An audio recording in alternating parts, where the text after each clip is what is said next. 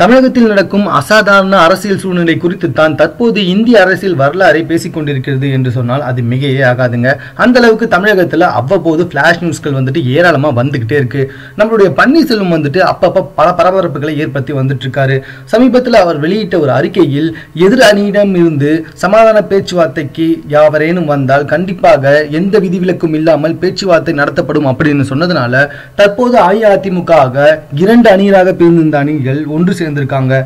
இதுல பன்னீர்செல்வம் வச்ச ஒரே ஒரு கண்டிஷன் என்ன அப்படின்னு சொல்லி பாத்தீங்கன்னா, நம்மளுடைய சசிகலா குடும்பத்தினரும் தினகரன் குடும்பத்தினரும் அஇஅதிமுகவில் மக்கள் விருப்பத்திற்கேற்ப தலையிடவே கூடாது அப்படின்னு சொல்லி சொன்னதாங்க. இதனால நம்மளுடைய ஜெயக்குமாரும் அஇஅதிமுக அமைச்சர்களும் ஒன்று சேர்ந்து நம்மளுடைய சசிகலா குடும்பத்தினரையும் டிடிவி தினகரன் குடும்பத்தினரையும் அஇஅதிமுகவிலிருந்தே வெளியேற்றிட்டாங்க. ஆனா இதுக்கப்புறம் தாங்க ஒரு மிகப்பெரிய ட்விஸ்டே இருக்கு. நம்மளுடைய சசிகலா போனதுக்கு அப்புறமா அஇஅதிமுகவின் பொதுச் செயலாளராக யார் இருப்பாங்க, துணை பொதுச் செயலாளராக யார் இருப்பாங்க அப்படின்னு பல்வேறுபட்ட பேச்சுவார்த்தைகள் தற்போது நடத்தப்பட்டு வந்த நிலையில பொதுச் செயலராக மக்கள் விருப்பத்திற்கேற்ப நம்மளுடைய பன்னீர்செல்வமே செயல்படட்டும் அப்படின்னு தற்போது அஇஅதிமுகவில் இருக்கும் அனைத்து எம்எல்ஏக்களும் ஒரு படம் அவங்களுடைய கருத்துக்களை வெளியிட்டிருக்காங்க. இதன் மூலம் மிக விரைவிலேயே நம்மளுடைய அஇஅதிமுக கழகத்தின் பொதுச் செயலராக பன்னீர்செல்வம் அவர்கள் பதவியேற்றுக் கொள்வார்கள் அப்படின்னு பல்வேறுபட்ட செய்திகள் நம்மளுடைய போயஸ் கார்டன்ல வெளிவந்துட்டு இருக்குங்க. போயஸ் கார்டன்ல இருந்து நம்மளுடைய சசிகலா குடும்பத்தினர் வெளியேற்றப்பட்டாங்க அப்படின்றதும் ரொம்பவே குறிப்பிட வேண்டிய விஷயங்க.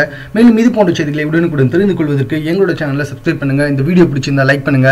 உங்க கமெண்ட் எதுவாக இருந்தாலும் ஓகே, எங்க கூட ஷேர் பண்ணிக்கோங்க. தேங்க்யூ.